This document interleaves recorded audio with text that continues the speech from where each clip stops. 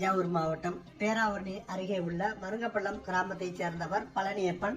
இவர் ஆந்திராவில் readymix cement நிறுவனத்தில் ஓட்டுநராக வேலை செய்து வருகிறார்.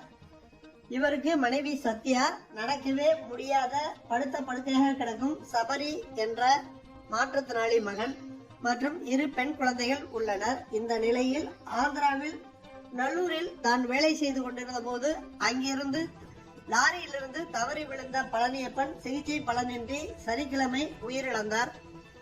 அவரது உடலை ஆந்திராவிலிருந்து ஆம்புலன்ஸ் மூலம் கொண்டு வர முடியாத நிலை இருந்தது.